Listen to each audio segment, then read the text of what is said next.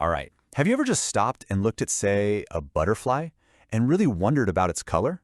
Well, today, we're going to dive into a beautiful, natural mystery that's literally hiding in plain sight. Why is blue so incredibly rare? No, seriously, think about it for a second. When you picture nature, what do you see? I'm betting it's tons of green, right? Lush forests, grassy fields. But where's all the blue? It's a fantastic question, and we're about to get into the science behind it. I mean, the difference is just staggering. Green is everywhere. It's the color of life, blanketing our entire planet. But blue? It's so scarce. And, as we're about to find out, it's often a beautiful illusion. Okay, so to solve this riddle, let's start with the first part of the puzzle, the easy part really. Why is our world so overwhelmingly, fundamentally green? Believe it or not, the answer really just boils down to one single powerhouse of a molecule. And I'm not exaggerating here. This one tiny thing is the engine that makes pretty much all life on Earth possible. And that molecule, of course, is chlorophyll. You've probably heard of it. It's the green pigment that powers photosynthesis.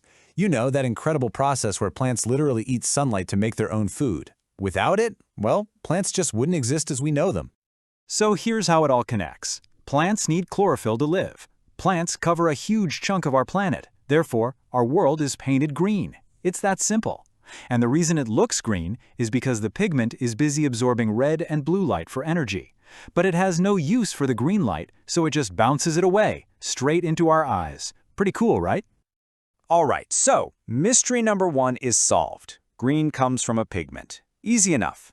But that, of course, brings us to blue.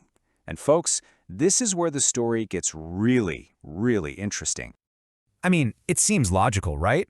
If a plant is green because of a green pigment, then a blue jay must be blue because it has blue pigment in its feathers. Makes sense. But nature is way more clever than that. Get this, almost never true blue pigments are practically non-existent in the animal world. So that blue you see, most of the time, it's a spectacular trick. So there are basically two ways nature makes color. You've got pigment color, which is what we've been talking about. It's a chemical, kind of like a dye. But then there's structural color. And this isn't chemistry, it's pure physics. Instead of a dye, the surface has these microscopic structures. Think of them like teeny tiny prisms that are built to physically scatter light and only let the blue wavelengths bounce back to your eye. So, the big secret to most of the blue you see in nature isn't chemistry. It's architecture. It's about building something on a microscopic level so perfectly that it creates this amazing illusion of color just by bending and scattering light. And once you know to look for it, you start seeing this beautiful deception everywhere. The vibrant feathers of a blue jay, the incredible iridescent wings of a morpho butterfly. Not a single drop of blue pigment in any of them. It is all a trick of the light. It's all structural color. Okay, so now we know the how. Green comes from chlorophyll, and blue comes from physics. But that leads to the next big question. Why? Why did nature make these choices? What's the evolutionary game plan here? Well, it all comes down to evolution's main goals: survive and reproduce. In a world that's basically a giant green salad bar, being green is the absolute best camouflage you can have. It helps you hide from predators or sneak up on your next meal. But what if you don't want to hide? What if you need to be seen, to attract a mate, or to warn a rival to back off? You need a color that's going to pop against all that green. And that color is blue. You can think of it like this. Green is for practicality, for survival. Its whole goal is to blend in. But blue? Blue is for signaling, for attraction. Its goal is to stand out, to get noticed. It's the high-impact color, reserved for when you really need to make a statement. Okay, so we've looked at the biology, the physics, and the evolution behind all this. Let's bring all the pieces of the puzzle together now and solve this thing once and for all. So let's break it down one more time. Biology, green is everywhere thanks to chlorophyll. Blue is super rare because there are almost no true blue pigments. Physics, green is just a simple reflection of a pigment. Blue is a super complex trick of scattering light. And finally, evolution, green is the ultimate color for camouflage.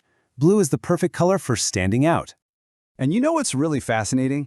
This whole idea of blue being rare in nature is perfectly mirrored in our own human history. For thousands of years, making blue dyes was incredibly difficult and super expensive. That's exactly why blue became the color of royalty, of wealth, of power. So it turns out, our own perception of value is just a reflection of nature's scarcity. The next time you see something blue and think it looks special or valuable, just remember, that feeling isn't just in your head. It's a deep-seated idea rooted in a fundamental rule of the natural world. And that leaves us with one final kind of mind-bending thought. Our whole idea of a green world is based entirely on how our eyes see reflected light. So what if our eyes perceived different wavelengths? If we saw the world in a different way, would our world even be green at all? Something to think about. Thanks for joining me for this.